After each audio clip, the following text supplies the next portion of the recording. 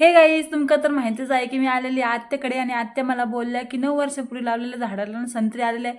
मग काय संत्री मग पाहायला गेलं तर आत्या म्हणे की आपण लगेच त्या तोडून पाहू. मग एक संत्री अर्धी पिकेल अर्धी कच्ची दिसली, मग ती तोडून काढली आम्ही. आणि आत्याला आत इतका आनंद झालेला आहे की काय सांगता येत नाही. मग काय आत्या मला बोलल्या चाकू आण, तर मी इकडे स्लायसर आणून घेतला आणि ते सोलत बसते, पण त्याचे साल इतके कडक होते की ते निघतच नव्हते. मग खूप मेहनत करून ते अर्धी मी सोलली. अचानक आमचं प्लॅनिंग झालेलं आहे नाशिकला जायचं, दिदीला थोडीफार शॉपिंग करायची होती. मग काय आपलं थोबड काळं होऊ नये म्हणून त्याला मस्तपैकी स्टोलने पॅक पुक करून घेतलं. आणि सर्वात महत्त्वाचं म्हणजे आपले डोळे ते पण खराब होऊ नये म्हणून चष्मा वगैरे लावून घेतला. आणि आता आम्ही निघालेलो आहे. आणि रस्त्यात गेल्यावर आम्हाला समजलं की गाडीला चार्जिंगच नव्हती. मग काय त्या पूर्णी मला उतरून दिलं आणि स्वतः मात्र निघून गेली. आणि मग गाडी आम्ही पार्किंग करून दिली आणि आता आम्ही निघालेलो आहे. ही इलेक्ट्रिक गाडी कधी पण धोका देऊ शकते माणसाला. मग काय आम्ही अंबिका टेक्सटाईलला पोहोचलो, पण ह्या पोरला एक पण साडी आवडत नव्हती. मग परत दुसऱ्या शॉपमध्ये गेलो आणि खूप साऱ्या साड्या बघून आम्ही एक साडी सिलेक्ट केली आणि घरी आलो. बाय.